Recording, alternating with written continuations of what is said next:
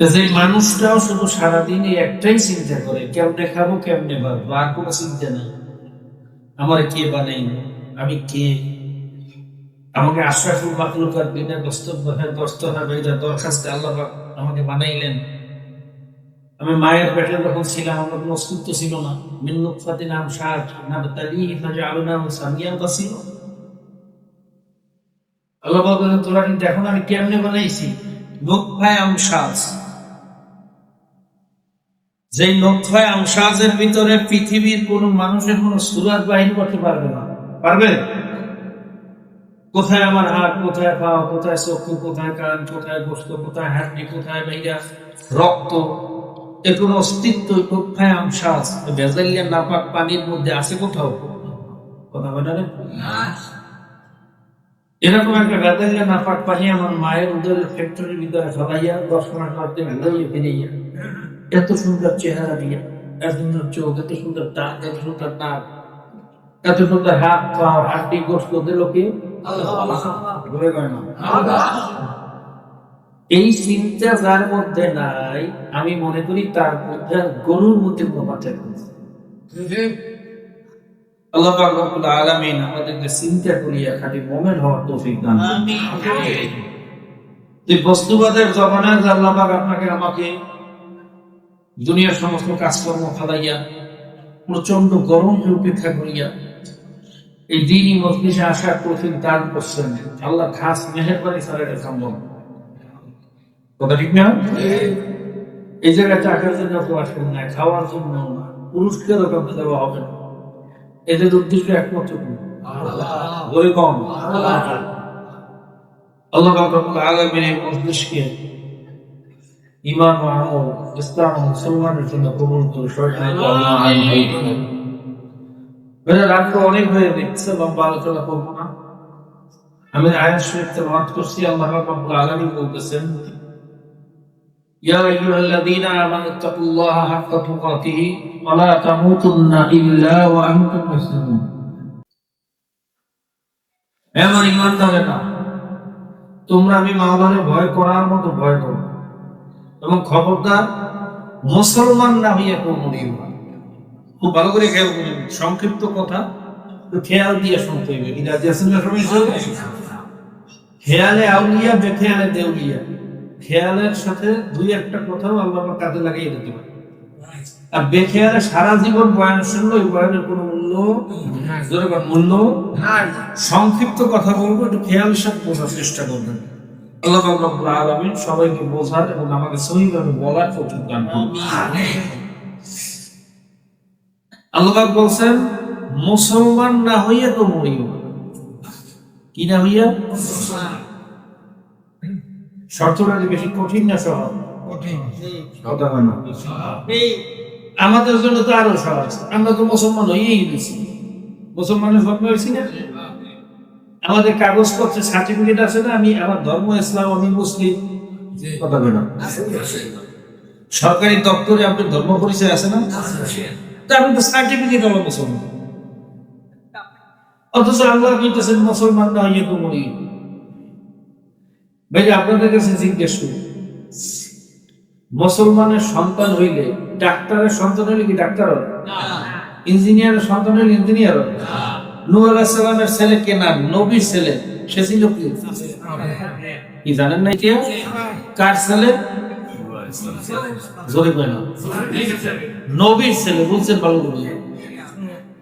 তাহলে বোঝা গেল মুসলমানের ঔরাসা আর বংশ দিয়া জন্ম নিলে মুসলমান হওয়া যায়। কাগজপত্রে ইসলাম আর মুসলমান পরিচয় দিলে মুসলমান হওয়ার নাই। ঠিক তো কাফেরের ঘরে জন্ম হইল কাফের। যেমন নবী ইব্রাহিম আলাইহিস সালাতু ওয়াস সালাম, তিনি ছিলেন নবী, তার জন্মদাতা পিতা ছিল আজর কুমার, সে ছিল কাফের। জানেন তো? এই ঘটনার দ্বারা আল্লাহ পাক কিয়ামত পর্যন্ত সমস্ত মানুষকে শিক্ষা দিয়েছেন যে মুসলমানের ঘরে জন্ম হলেও মুসলমান হয় না, কাফেরের ঘরে জন্ম হইলেও। তাহলে মুসলমান কারে? এটা একটা চিন্তার বিষয়, কথা ঠিক না? এক আল্লাহর ওলি সংক্ষেপে বলছেন, মুসলমানি वो अजगरदन में জাদাদান হেনানে খোদ বাজাস্তে জাদাদান। মুসলমানি হলো গর্দানকে ঝুঁকাইয়া দেওয়ার নাম মুসলমানি। অর্থাৎ যখন নাকি একটা ঘোড়া তার মুখে লাগাম লাগানো হয় না, ওই ঘোড়াটা যেদিকে ইচ্ছে সেদিকেই দৌড়াদৌড়ি করে। যখন এই ঘোড়ার মুখে লাগাম লাগাইয়া সবারই হাতে ছেড়ে দেওয়া হয়, এখন আর ঘোড়া তার ইচ্ছা মতো আর চলতে পারে না। তাকে ডাইনে টান দিলে ডাইনে যাইতে হয়, গায়ে টান দিলে গায়ে যাইতে হয়, পিছনে টান দিলে দাঁড়িয়ে থাকতে হয়। ঠিক তদ্রুপ আপনার আমার বুদ্ধির মুখে, শক্তির মুখে কালেমার লাগাম লাগাইয়া আল্লাহ এবং আল্লাহর রাসূলকে ছাড়িয়ে দেওয়ার নাম হইল মুসলমানি। সবাই বলুন সুবহানাল্লাহ। কালেমার লাগাম গলায় লাগাইতে হবে। কিসের লাগাম? না গণতন্ত্রের লাগাম? মুখে না দাবি করবেন মুসলমান আর চলবেন গণতন্ত্রের লাগাম লাগাইয়া, হবে? কালেমার লাগাম গলায় লাগাইতে হবে। এরপরে লাগামের রশি আবার ছাড়তে হইবে কার হাতে? আল্লাহর হাতে সরাসরি ছাড়বো। আল্লাহর তো আমরা পাই না। আল্লাহ পাক রব্বুল আলামিন তার নবীকে অনুসরণ করতে বলছে। কথা না, আল্লাহ আমরা সরাসরি পাই না। আতিউল্লাহ ওয়া আতিউর রাসূল। তোমরা আল্লাহ এবং আল্লাহর রাসূলের অনুসরণ করো। আল্লাহর অনুসরণ করার ক্ষমতা আমাদের আছে? কথা বলে রে, আমার কাছে জিবরাইল আসে নাকি? আল্লাহর সাথে আমি যোগাযোগ করতে পারি? তাহলে আমাদের জন্য হলো রাসূল, আমাদের জন্য কি? তা রাসূলও তেমন না। কথা বলে আছে? এখন যোগাযোগ করবো কার সাথে? ওয়া উলিল আমরি মিনকুম। সুবহানাল্লাহ। সুবহানাল্লাহ। অনেকে বলে না কোন পীর মানা যাইবে না, মুরব্বি মানা যাইবে না, মুহাদ্দিস মানা যাইবে না, আলেম মানা যাইবে না, মানতে হইবে আল্লাহর কোরআন এবং হাদিস। আচ্ছা, হাদিস পাইছি কোথা থেকে? মুরব্বিদের থেকে পাইছি না? তো যে মুরব্বিদেরকে না মানি তো হাদিস তো মানা হয় না। কথাটা বুঝে না রে? এরপর ধরলাম আপনি স্বপ্ন যোগে কোরআন হাদিস পাইছেন, আপনি পাইছেন, আমি তো পাইনি। এরপরে কোরআন এবং হাদিস যদি আপনি মানেন, কোন ব্যক্তির যদি না মানেন, কোরআন হাদিস মানিয়া ভাইরা ইসলামের উপরে চলিয়া নিজে নিজে কোন পীর মাশায়েখ, আমাদের বুজুর্গের দিন, আকাবের দিন বা তাবিন, তাবে তাবিন, উলামায়ে মুতাকাদ্দিমিন, মুতাআখিরিন, এদেরকে যদি আমরা না মানি ওস্তাদ হিসেবে, পথ প্রদর্শক হিসেবে, রাহবার হিসেবে, আপনি নিজে নিজে কোরআন হাদিস পড়িয়া ইসলামের পথে সঠিকভাবে চলতে পারবেন না। যারা বলে কেউ মানা যাবে না, ইমাম মানা যাইবে না, ইমাম আহমদ লিবারে মানলে শিরক, পীর মানলে শিরক, অমুকের মানলে শিরক, এরা কি সঠিক পরামর্শ দিতেছে না ভুল? কোন ব্যক্তিরে না মানিয়া আমি নিজে নিজে কোরআন হাদিস পড়ে বুঝতে ফেলাইবেন এত সোজা? হ্যাঁ, আর এটা সরাসরি ইসলামের বিরোধী কথা, আল্লাহ পাকের বিরোধী কথা। না, আল্লাহ বলছেন আতিউল্লাহ ওয়া আতিউর রাসূল ওয়া উলিল আমরি মিনকুম। তোমাদের মধ্য থেকে যারা তোমাদের উলিল আমর, আমাদের ইসলামী নেতৃবৃন্দ যারা আছেন, আকাবিররা আছেন, তারা হলেন উলিল আমর। কথা ঠিক না?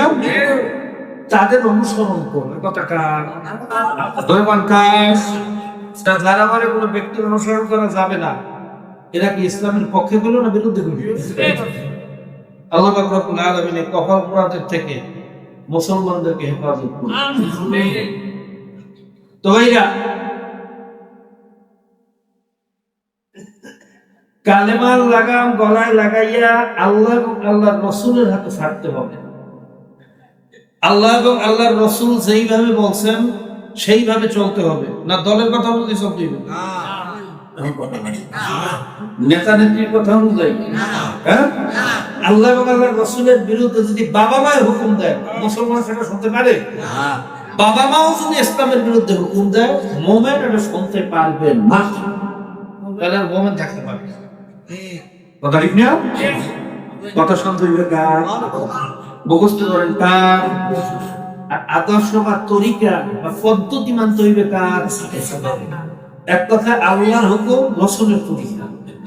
আল্লাহর হুকুম, এই নিয়ম অনুযায়ী যদি আপনি আমি চলতে পারি, চাই আমি হিন্দুর ছেলে হই, খ্রিস্টানের ছেলে হই, কাফেরের ছেলে হই, মাজুসির ছেলে হই, সুদখোরের ছেলে হই, মদখোরের ছেলে হই, আমি আমার আল্লাহর কাছে মুসলমান। সুবহানাল্লাহ বলেন না? মনে থাকবে সবাই, বংশ পরিচয়ে মুসলমান হওয়া যায়, বলে বলেন যায়। আল্লাহর হাবিবের আপন চাচা আবু তালেব, শুধু চাচা না, আল্লাহর নবীকে ছোটবেলা থেকে পালতে পালতে বড় করছে। সুবহানাল্লাহ। আবু তালেবের জীবদ্দশায় আল্লাহর হাবিবের দিকে চক্ষু গরম করিয়া তাকাইবে এরকম কোন কাফের মক্কা মদিনায় ছিল না। আবু তালেব এত বড় নেতা ছিল কাফেরদের যে তার ভাতিজার দিকে কেউ চক্ষু গরম করিয়া তাকাইবে, আঙ্গুল উৎসব দিয়ে কথা বলবে, সিনার টাইট করে তার সাথে বেয়াদবি করবে, এই ক্ষমতা কোনো কাফের ছিল না। এরকম আদর, যত্ন, সম্মান, ইজ্জত এবং এরকম ভাবে আল্লাহ নবীকে সে লালন পালন করছে। এর চেয়ে সৌভাগ্য পৃথিবীতে এত হইতে পারে বাবা? হ্যাঁ, শুধু আবু তালেব জান্নাতে যাইতে পারবে? পারবে? কারণ আল্লাহ নবীকে মহাব্বতে কমতি ছিল না, আদর যত্নেও কমতি ছিল না। আল্লাহর হাবিবেও তাকে চাচা হিসেবে সম্মান, ইজ্জত, শ্রদ্ধায় কোনো দিক থেকে কমতি করে না। কিন্তু এরপর আবু তালেব জান্নাতে যাইতে পারবে না, কারণ আল্লাহর হাবিবকে নবী হিসেবে গ্রহণ করেন নাই, তার আদর্শ গ্রহণ করছে আবু তালেব আবু জাহেলের। কাটটা এজন্য জান্নাতে যাইতে পারে না। আমাদের মধ্যে এরকম একদল আবু জাহেল মার্কা মুসলমান আছে না নাই? দেখবেন আলেম ওলামাদের সাথে মুহাব্বা, মসজিদ মাদ্রাসার সাথে মুহাব্বা, মাহফিল মাদ্রাসার সাথে মুহাব্বা, কোনো কমতি নাই। দান করে, সদকা করে, নিজের ভাইকে গরু জমি দিয়ে খাওয়ায়, মসজিদ নিজের ভাইকে বদলা দিয়ে করিয়ে দেয়। কিন্তু আদর্শ মানে আবু জাহেলের আদর্শ আছে না? আবু জাহেলের আদর্শ বর্তমান জমানায় আছে না নাই? দাজ্জালের আদর্শ বর্তমান জমানায় আছে না নাই? যেসব আদর্শ, যেসব আইন দিয়ে মদ জায়েজ করা যায়, এটা কি মুসলমানের আদর্শ না আবু জাহেলের আদর্শ? যে আইন দিয়ে জেনা জায়েজ করা যায়, এটা কি মুসলমানের আদর্শ না আবু জাহেলের? কথা কয় না? এই গণতন্ত্র দিয়া, আমেরিকার গণতন্ত্র দিয়া বিবাহ বহির্ভূত জেনাকে জায়েজ করা যায়। মিথ্যা কইলা? গণতান্ত্রিক আইন কি? আপোষে মিলে মিশে যদি জেনা করে এতে কোনো দোষ নেই। এই যে বিচার যেটা ধর্ষণ, সেটা হলো জোরপূর্বক যেগুলো, কিন্তু আপোষে মিললে করলে কিন্তু কোনো বিচার আইন মনে বাড়াই উঠেছে। এই পতিতালয় নাই আমার দেশে, ক্রস কোয়ার্টার নাই, জনগণ আছে না নাই? এটা আইন কি? ওখানে যাই ওদিকে টাকার বিনিময়ে জেনা করে, এটা জায়েজ। আচ্ছা, এইটাকে যেই আইন দিয়ে জায়েজ বানানো যায়, এটা কি মুসলমানের না কাফেরের? এটা কি মুসলমানের আদর্শ না কাফেরের আদর্শ? আপনি আজীবন মসজিদ মাদ্রাসার ইট টানলেন, কিন্তু আদর্শের নেতৃত্ব মানলেন আবু জাহেলের নেতৃত্ব। তাহলে আপনার ভিতরে আবু জাহেলের ভিতরে পার্থক্য কোথায়? আবু তালেবের ভিতরে পার্থক্য কোথায়? বাবা রাগ হইছে না? কি কথাটা কি অযৌক্তিক কথা বললাম? আমার গাছ দ্বারা বানাইনি কথা বললাম না বাস্তব কথা বললাম? কি মুসলমান আর কি মোমেন হইয়া কবরে রওনা করছেন, সূর্য শূন্য, তারপর মাওলা কবরে যাওয়া। কথা ঠিক না? আবার আরেক দল বাইরে এসে আমাদের দেখতে শুনতে আলেম, সার্টিফিকেটও হয়ে আলেম, এলাকার বড় অনেক কুতুব, পীর, মাশায়েখ, গাউস, বড় লকবদারিওয়ালা অনেকে আছে, বলে আমি liberal Democratic Islamic party. Liberal Democratic Islamic party, এটার ব্যাখ্যা কি আমি ভালো কইতে পারবো না, আপনারা জ্ঞানী গুণীরা যারা আছেন। আচ্ছা, ডেমোক্রেসি লিবারেল হোক আর কঠোর হোক, ডেমোক্রেসি তো ডেমোক্রেসি না, পেশাব শোধন করা হোক আর অপরিশোধিত হোক, ওটা তো পেশাবই। পায়খানা আপনি শোধন করিয়ে আনেন আর অপরিশোধিত হোক পায়খানা, ডেমোক্রেসি তো ডেমোক্রেসি, ওটা হারামি। আবার লিবারেল ডাকি, আবার এটা লিবারেল ডেমোক্রেটিক ইসলামটা আবার তার মানে একটা মদের দোকান দিয়ে কেউ যদি বলে এটা লিবারেল একটা ইসলামিক মদের দোকান, ইসলামিক মদের দোকান, এইটা বললে কি মদ খাওয়া হালালই হবে? হালাল হবে? হবে? ডেমোক্রেসি কোনোদিন ইসলাম হবে? ডেমোক্রেসি কোনোদিন ইসলাম হবে? এই কথা বলি অনেকে ধোকা দেয়, আছে না? আল্লাহ রাব্বুল আলামিন আমাদের এই ধোঁকার থেকে বাঁচার তৌফিক দান করুন। এখানে আরো একটা কথা বলে রাখা, অনেকে আবার মনে মনে করে হুজুর এই রাজনীতির কথা শুরু করছে, এগুলো কি রাজনীতির কথা না ইমান আকীদার কথা? জোরে কথা বল। আমি কি আপনারা বলছি আমার ভোট দেন, আমি আপনার সামনের কাছে বাড়ি গেলি তো 10 টাকায় সাল খাওয়া কইছি, তো ভোলার সেতু আর পদ্মা সেতু করিয়ে তো কইছি, হ্যাঁ? আমি তো আপনাকে বর্ষাই নি, আমি যদি বর্ষাইতাম আর এইটা করিয়ে দেবো সেইটা করিয়ে দেবো আমার ভোট দেন, তাই তো রাজনীতি। আমি তো রাজনীতির কথা বলতেছি না, আমি আদর্শের কথা বলতেছি, ইমান আকীদার কথা বলতেছি, কথা ঠিক না? অনেকে আবার বলে যে আমরা ডেমোক্রেসিও করি না, ইসলামও করি না, আমরা শুধু ইবাদতের মধ্যে আছি, নামাজ রোজার মধ্যে আছি, হজ যাকাতের মধ্যে আছি, তাহাজ্জুদের মধ্যে আছি, তাসবিহ তাহলিলে আছি, হুকুমত সে কামিয়াবি नहीं आएगा, जिहाद फसाद है, सियासत में हलाकत है, नाउजुबिल्लाह। এবার আছে না নেই? আছে। ধরে কইয়েন। আছে। অনেকে বোঝেন না সিয়াসত মানে রাজনীতি, সিয়াসত মানে কি? রাজনীতি।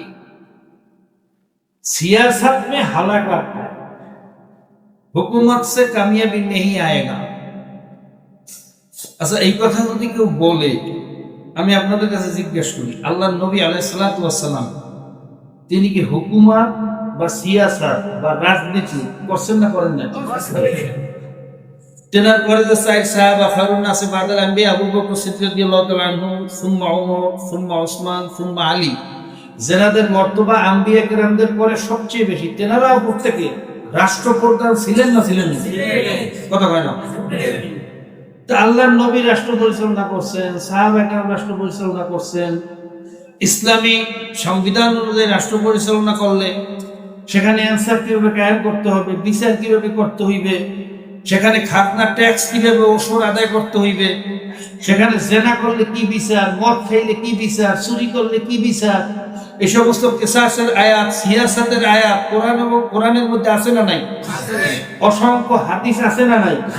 আপনি যদি বলেন হুকুমত আমি চাই না, আমার এটা দরকার নেই, আমি এটা করি না, রাজনীতি বা সিয়াসাত এটা আমি পছন্দ করি না, তাহলে এই যে আয়াতগুলো আছে, সিয়াসাতের আয়াত, কিসাসের আয়াত, ওলামা কেরাম আছে, একটু কথা বললেন, ভুল হইলে ধরাই দিয়েন, তো এই আয়াতগুলোর অবস্থাটা কি হবে?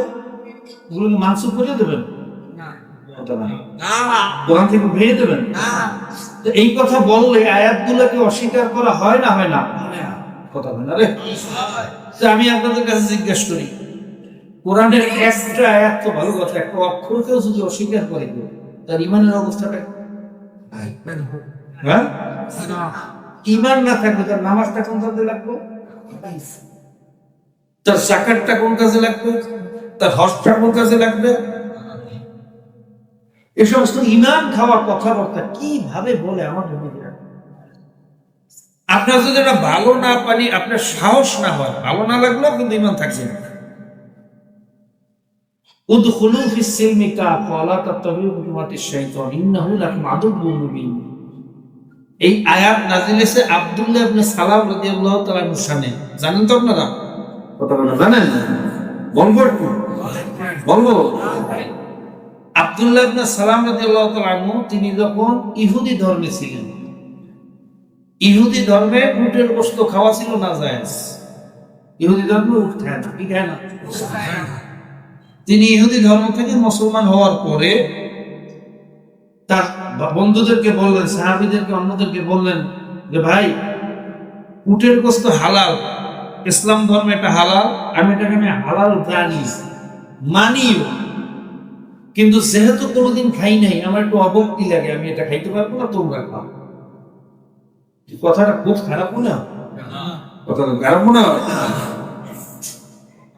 এই কথা বলার পরে তার সামনে আয়াত নাযিল হয়েছে, উদখুলু ফিস সিলমি কাফা। এ আব্দুল্লাহ ইবনে সালাম, হ্যাঁ, পছন্দ করবা কিন্তু খাইতে ভালো লাগবে না।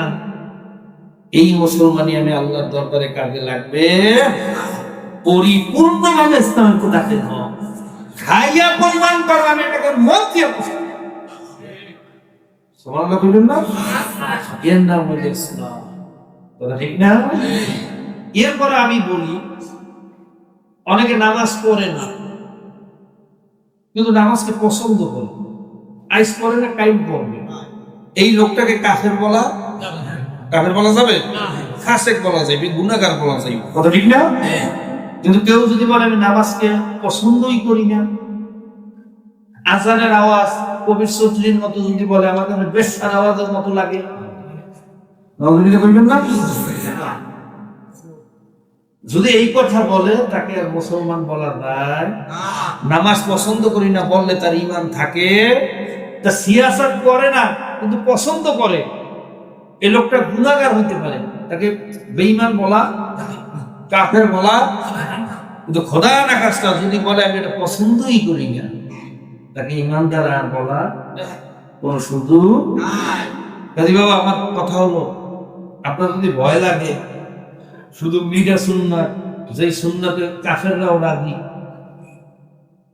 বলেন না, কিছু সুন্নাত আছে বা কিছু ইবাদত আমল আছে যেটা কাফেররা কিন্তু রাজি, জানেন তো সেটা?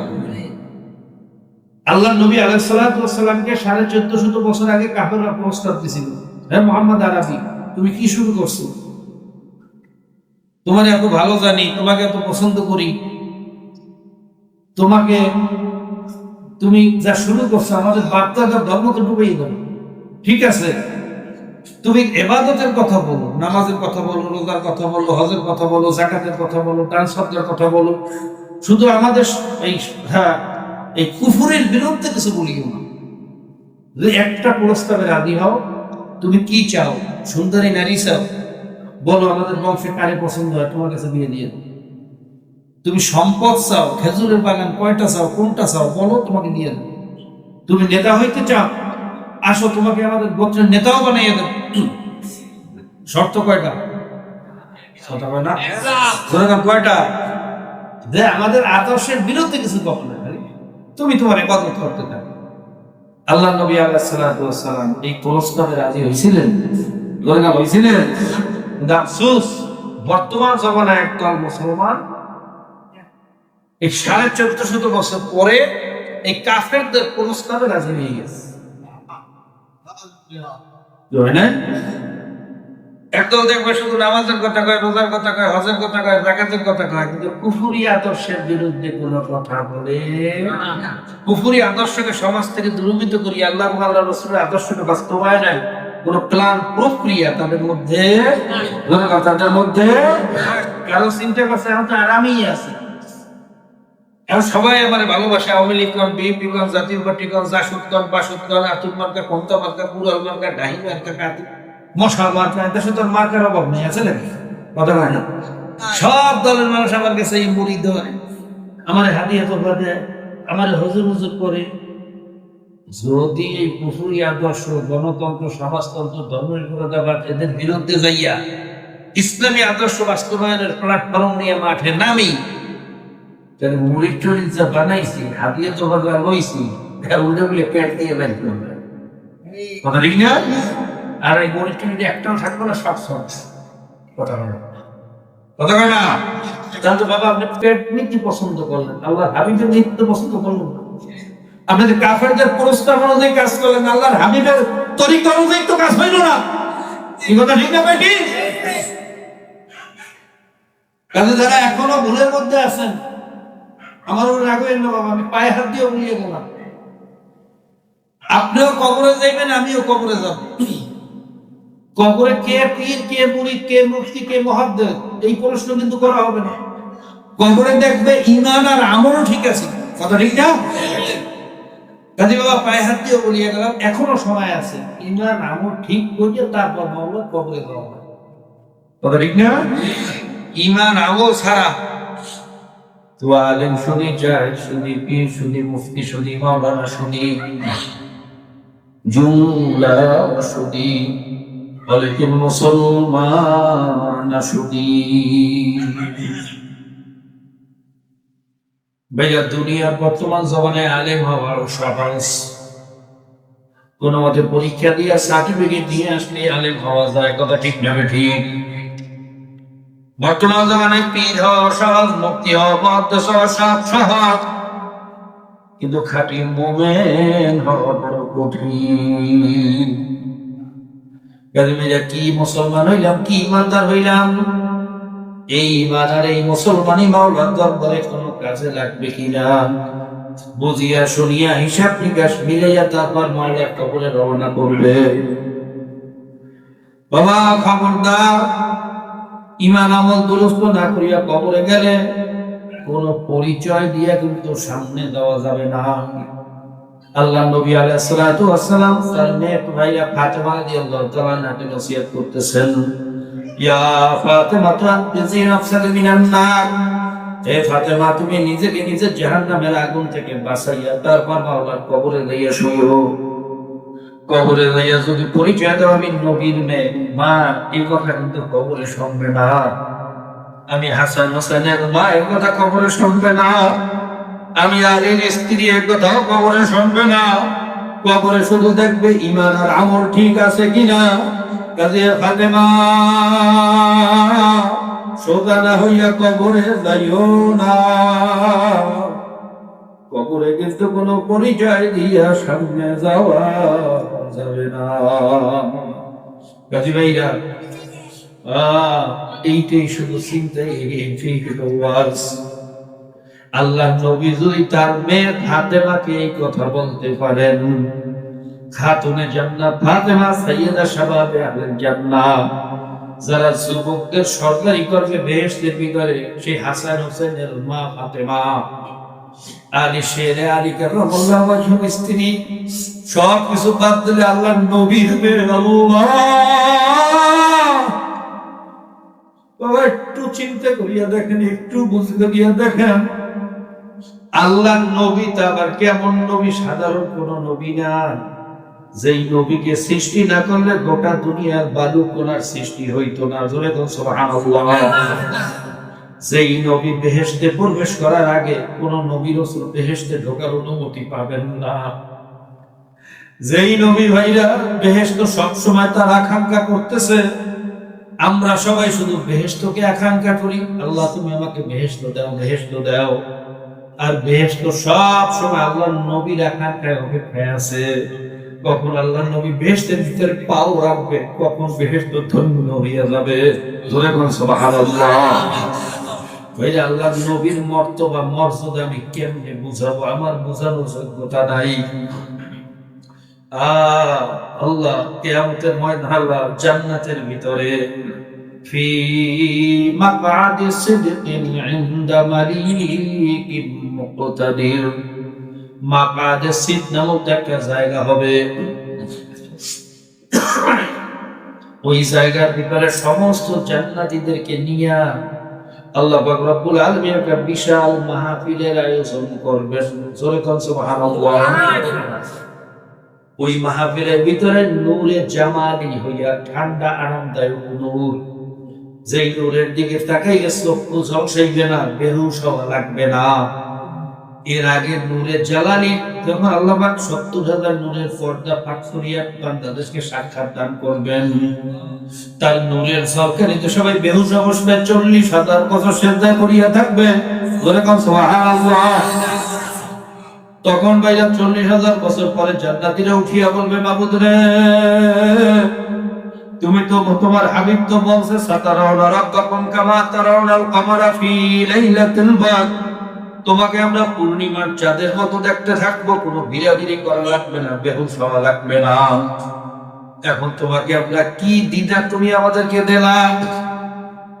এক পলক দেখার পরে কি হইলা, কোথায় তুমি গায়েব হইয়া গেলা? আল্লাহ, আমরা কেমন যেন তন্দ্রাচ্ছন্ন বেহুশের মতো পড়িয়া রইলাম। আল্লাহ পাক রব্বুল আলামিন বলবেন, বান্দা বান্দি তোরা ঠিকই বলছো, আমার নূর হইল দুই প্রকার। একটা হইল নূরে জালালি, আর একটা হইল নূরে জামালি। একটা হইল ঠান্ডা নূর, আরামদায়ক নূর, যেটা আমি প্রকাশ করছি চন্দ্রের মাধ্যমে। আর একটা হইল নূরে জালালি, যেটা আমি প্রকাশ করছি সূর্যের মাধ্যমে। আমার নূরে জালালির দিকে তাকাইয়া থাকে কোনো মানুষের দ্বারা সম্ভব না। আমার নূরে জালালি সহ্য করার ক্ষমতা পাহাড়েরও নাই। জোরে কোন সুবহানাল্লাহ। আর তোদেরকে এবার আমি নূরে জামালি হইয়া দেখা দেব। এই কথা বলি ওই মাকাদে সিদ নামক জায়গার ভিতরে সমস্ত জান্নাতীদেরকে নিয়ে যাইবেন। একটা বিশাল স্টেজ থাকবে, স্টেজটা 2 লক্ষ বা 2.5 লক্ষ, 1 লক্ষ বা 2,24,000 পয়গাম্বার ওই স্টেজের ভিতরে বিশিষ্ট মেহমান হিসেবে উপস্থিত থাকবেন। সবাই বলুন সুবহানাল্লাহ। স্টেজের ভিতরে চেয়ার থাকবে মাত্র 2টা। হ্যাঁ ভাইরা, একটা হইল সভাপতির জন্য, আর একটা হইল প্রধান অতিথির জন্য। সভাপতিত্ব করবে আমার মাওলা লা ইলাহা ইল্লাল্লাহ, আর প্রধান অতিথি হবে আমার নবী জনাবে মুহাম্মাদুর রাসূলুল্লাহ। সূরা সুবহানাল্লাহ। ভাইরা, আল্লাহর পরিদার স্থান, আল্লাহর পরিদার সম্মান, তিনি হলেন আমার নবী জনাব মুহাম্মাদুর রাসূলুল্লাহ সাল্লাল্লাহু আলাইহি ওয়াসাল্লাম। এরপর আমি আল্লাহর নবীর মর্যাদা আপনাদেরকে কেমনে বুঝাবো, আমার বুঝানোর যোগ্যতা নাই। সেই নবী যদি তার মেয়েকে বলতে পারে ফাতেমা সোজা হইয়া কবরে যাইও মা, কবরে কিন্তু পরিচয় দিয়া চলা যাবে না।